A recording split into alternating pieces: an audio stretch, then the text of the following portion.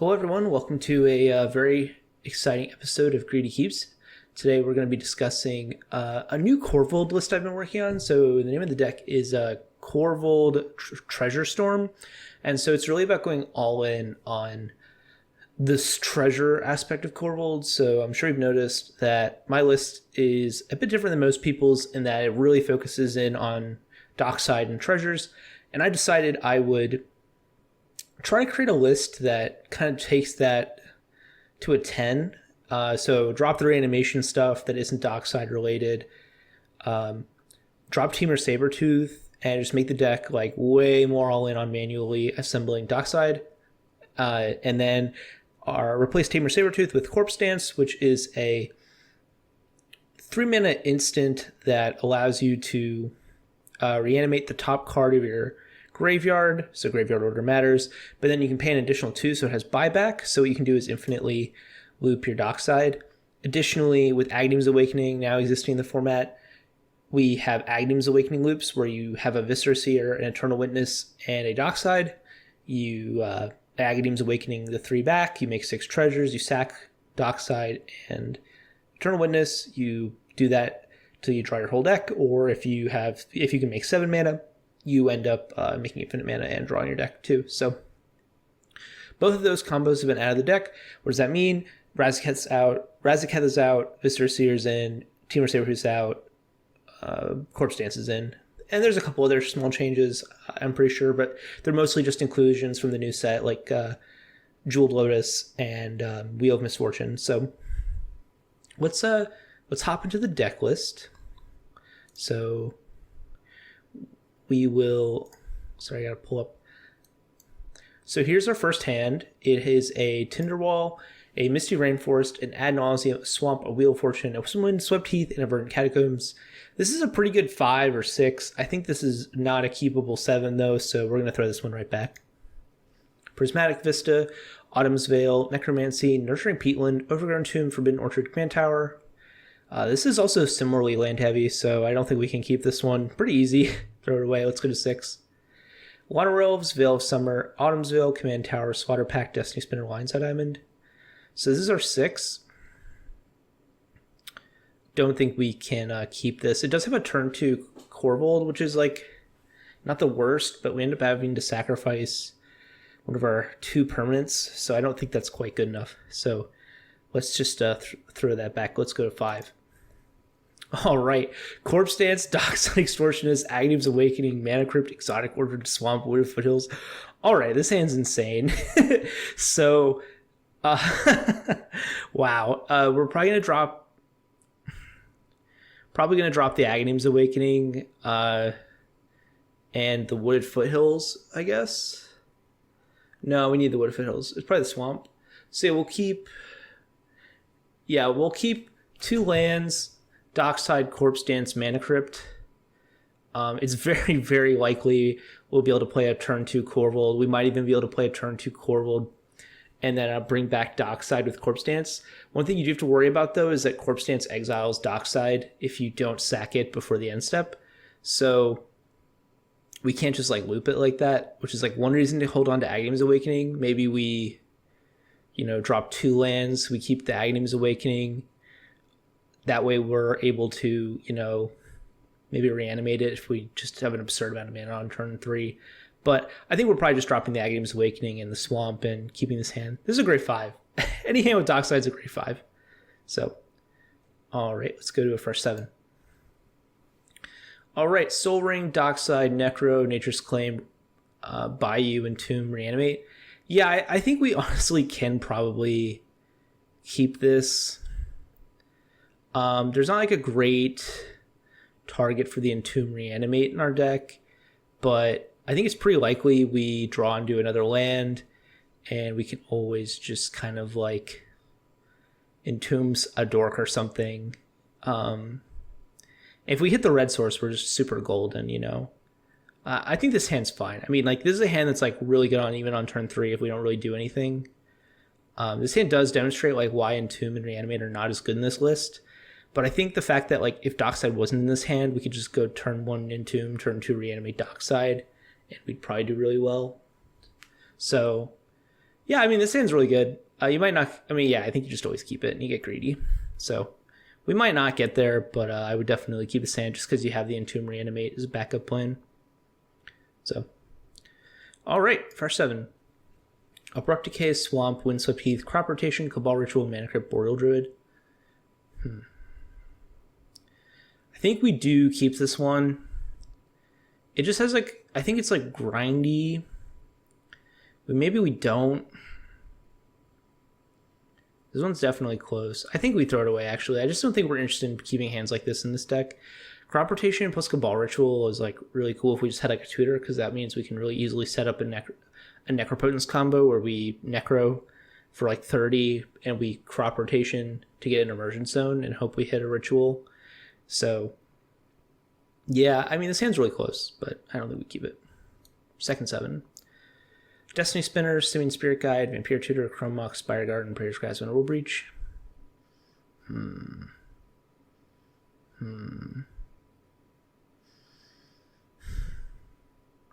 So, I think this hand's close. I wish we had like another land that was like a black source so we could,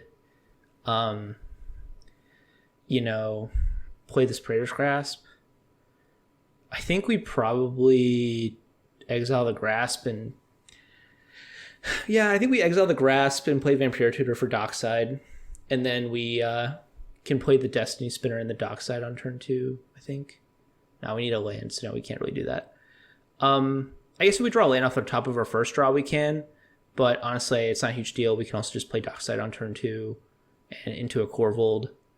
Honorable Breach is like really good. Lets us like Vampire Tutor for something. It lets us replay Dockside because we're going to sack Dockside. So yeah, this hand's pretty good. It's not great, but it's good. It's, you know, anytime you can play a turn 2 Dockside, you really can't be too sad. One thing to be really concerned about, though, is exiling Praetor's Grasp. Exile is one of our, like, 2 or 3 win conditions. So that's kind of a problem, but, you know, we do have Finale Devastation, and we do have our Eternal Witness loops. So we could theoretically, like, loop Eternal Witness to do some type of, like, you know, Time Twister loop-like thing where we Assassin's Trophy our opponent's lands, or we play Finale of Devastation to like get our Deathrite Shaman, exile something to drain our opponents for 2, sack the Deathrite Shaman, sack the Finale of Devastation, you know, something like that. So it's close. Yeah, you know, I just think we have to, like, anytime you play a turn 2 Dockside, if you don't think Dockside's going to be good, this is like a hand that really leans on Dockside. So if you're like 100% sure Dockside's not good, maybe you don't keep this hand. If you draw a black source, though, instead what you can do is you can play the black source, Chrome Mox the Destiny Spinner, Simian Spirit Guide to turn 1 Praetor's Grasp, getting someone's Dockside, and then on turn 2 you can play the Dockside and you know, maybe get your own Dockside using the Underworld Breach. So yeah, it's pretty sick. You definitely have to like draw a lot of cards and stuff, but this hand just has a lot of options and it draws pretty well, so we'll keep it. Let's go to our new first 7. Elvish Mystic, Necromancy, Overgrown Tomb, Wanderer Elves, Arbor Elf, Badlands, Necropotence. This is a turn 2 Necropotence, which is really powerful in our deck. If you think that it's going to stick, I mean, and it is pretty likely to stick on turn 2, and you just want to like, you know, rip it for 15 or 10 and try to set up like a turn 3 win, I think this is like a pretty fine hand to do that. There are pods where like a turn 3 win is just not fast enough. I played with Spleen Face the other day where Spleen won on turn 2 basically every game, and that kind of sucked. You know, a lot of my turn 2 or turn 3 wins were just too slow because of turn order, so that's something to think about. There are just going to be pods where like you just have to be faster than this, but I think this is a fine keep. You just go Overgrown Tomb into Arbor Elf, Badlands, slam the Necropotence. If you can't, if it gets countered, then you're kind of fucked, but you can just play some Dorks, get out a Korvold. You know, the Necromancy does act like a divination if you played it instant speed, because you'll sack the Necromancy and the creature you reanimate. It's also an opportunity to steal someone's Dockside if it gets milled at some point, so those are some things to think about. All right, for 7. Command Tower, Birds of Paradise, Tinderwall, Final Fortune, Arbor Elf, Corpse Dance, Diabolic Intent. So we're kind of missing a land here. The Arbor Elf's like totally toast. Birds of Paradise. I think we would just throw this one back.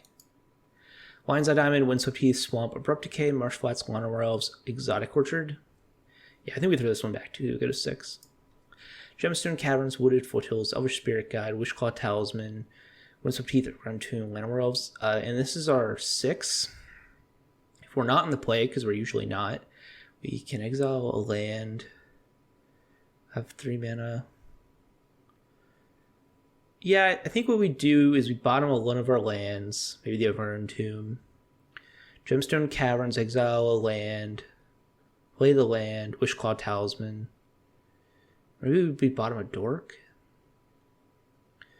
I do think a key aspect of this hand is the fact that Wishclaw Talisman is a Dockside tutor. And if we play it on turn 2, which we can very easily here, we can tutor it up on turn... If we play it on turn 1, I mean, which is very easy with the Gemstone Caverns or the Elvish Spirit Guide, depending on your turn order. If it's not your turn, you just bottom the Gemstone Caverns and you keep this hand. And then you do something, I guess, a little bit different. But it's very easy here to play the turn 1 Wishclaw, turn 2 get Dockside, play Dockside, make tons of mana. And if you draw well, that'll win you the game. You do have to be a little concerned. I mean, there's definitely been games where I've played the turn 2 Wishclaw or turn 1 Wishclaw, and then I went off a turn or two later once people have really invested enough artifacts or enchantments on board. Although I think with the 6 and this amount of acceleration, it's very easy to just keep this hand and hope. I think it's also possible that you're sitting at a table where you think you really do have to wait till turn 3 to go off with Dockside. In that case, you play the Llanowar Elves on turn 1, and then on turn 2, you play the Wishclaw, and maybe another Dork if you draw one, or maybe a tutor if you do draw one. And then on turn 3, you really go for it. Try to have mana up after the Korvold resolve, sacks those treasures you get to draw some cards, try to dig out of it, and hope your opponents try to kill the Wishclaw Talisman before it gets next to the opponent that you're going to give it to. You're probably going to give it to the person last in turn order so that your opponents have time to prepare for it. Although there is the problem that if your opponents are super greedy, they might just play into it and try to win before that opponent gets there. So it really depends. All right, this is our fresh 7. Nurturing Peatland, Misty Rainforest, Overgrown Tomb, Red Elemental Pass, Wishclaw Talisman, Dance of the Dead, Spire Garden. This hand's pretty bad. I think we just throw it back. There's really no acceleration. Nothing really synergistic here. All right. Tinderwall, Necropotence, Veil of Summer, Finale Devastation, Arbor Elf, Windswept Heath, Mana Vault. This hand's actually pretty interesting because it's not hard at all to get a turn 2. It's not too difficult to get a turn 2 Dockside with even some mana floating. So you'll play the Windswept Heath, play the Arbor Elf. The next turn you'll have hopefully drawn a land off the top 2.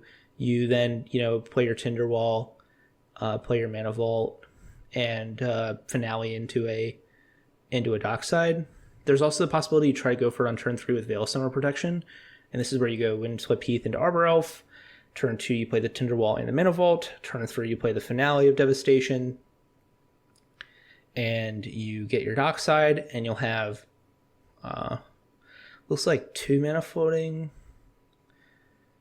Yeah, you'll have 3 mana left over after that, so that's 3 mana towards your Korvold, which only means you need to sack 2 treasures, which means that it's actually very possible what you'll be able to do is go turn 3, Dockside into a Necropotence, and then you'll have lots of mana left over, and you might be able to possibly do the Immersion Stone things, or possibly a finale for Final Fortune. So that's a reason to leave Tinderwall open on turn 3, is so that you can sack it towards a Final Fortune. Necropotence is really powerful in this deck because you have so many ways to break it. Crop Rotation and Final Fortune, it doesn't sound like a lot, but when you're drawing 30 off the top to your Necropotence, that's actually really significant. That's the fact that you have 2 distinct cards that individually win the game at instant speed during a cleanup is super important. And I also think because you have 3 mana left over after the finale for Dockside resolves, assuming you don't hit any land drops on the following turn, on turn 2 or turn 3, it's very likely you'll draw quite a few cards if Korvold resolves, and because you have Veil of Summer, like, it seems like it'll be really easy for that to happen. So yeah, I think this hand is really interesting. I honestly, it feels like we're getting like flooded out, or we're just not getting enough. We're either getting like 5 lands or 1 land, which kind of sucks, but that just happens sometimes. All right, Polluted Delta, Ad Nauseam, Mana Crypt, Windswept Heath, Necropotence, Dark Ritual, Dinnerwall. I mean, this is a turn 1 turn 1 Ad Nauseam, so I mean, you always play it. I mean, I have literally never lost turn 1 Ad Nauseam with this deck. I don't even know if I've ever had my turn 2 Naus countered with this deck. People really don't expect it from this deck. They usually expect like a turn 2 Dockside, and then maybe I get there, but usually they don't expect me to. It's also sort of possible you just always play the turn 1 Naus. I'm not even going to lie to you guys. You might... Yeah, you just always play it. I mean, if you hit the Spirit Guide, now you can play your Tinderwall from your hand. If your opponents just have the Force of Will, you do still have like a Necropotence and a Tinderwall and a Mana Crypt. So like you're actually able to force out your force out your Korvolds, or even play your Necropotence on turn 3. So this hand's just really good. I mean, this is like the kind of hand that you play the deck for, right? Super fast, super consistent, super reliable. Can still win the game on turn 3 even. Especially with that Tinderwall, because on turn 3, if your Ad Nauseam gets countered, you'll just go turn 3 Necropotence if you find a 3rd land, and then crack your Tinderwall for Final Fortune. That's the game usually. So yeah, this stand's pretty sick. First 7. Demonic Tutor, Badlands, Eternal Witness, Red Elemental Blast, Imperial Seal, Bayou, Bloodstained Mire. Yeah, this stand's pretty good too. You just tutor up a Dockside on turn 2. Yeah. You're really close to actually assembling one of the combos in this deck because you have Eternal Witness and two tutors, as there's a couple combos with Eternal Witness and Dockside in this deck. I think primarily what you're going to be doing here is trying to play an early Korvold with Red Elemental Blast up. It's very likely you also just play the turn 2 Dockside for like 4 treasures, and you pass the turn with the Red Elemental Blast up. You come back to your turn, you DT for like a reanimation spell, play Korvold, or you play Korvold, DT for reanimation spell, play your reanimation spell, win the game. So pretty powerful. Yeah, this hand's pretty sick. If you haven't played Korvold yet, like turn 2 Dockside is really all you're trying to accomplish, and Imperial Seal gets the job done. So this hand's good. Ad Nauseam, Soul Ring, Rain of Filth, Demonic Tutor, Imperial Seal, Citrus Supplier, Finale of Devastation. No lands. Let's go again. Second 7. Corpse Dance, Reanimate, Wishclaw Talisman, Hope of Gear, Per, Destiny Spinner, Taiga, Animate Dead. These are a lot of the good cards in our deck we don't want to see at the same time. So let's go to 6. Corpse Dance, Diabolic Intent, Simian Spirit Guide, a few lands, and a Mana Crypt. Yeah, similarly, this is like a lot of the cards we don't want to see at the same time. Simian Spirit Guide is actually pretty good, and there's like a non-zero chance you play the Simian Spirit Guide on turn 1, then on turn 2 you Diabolic Intent for Dockside. It's not great, but you do have the Corpse Dance in hand, so you're really close to assembling like a huge value engine. If you think you're gonna have 5. I mean, I guess you don't. Yeah, you bottom a land. This is our 6.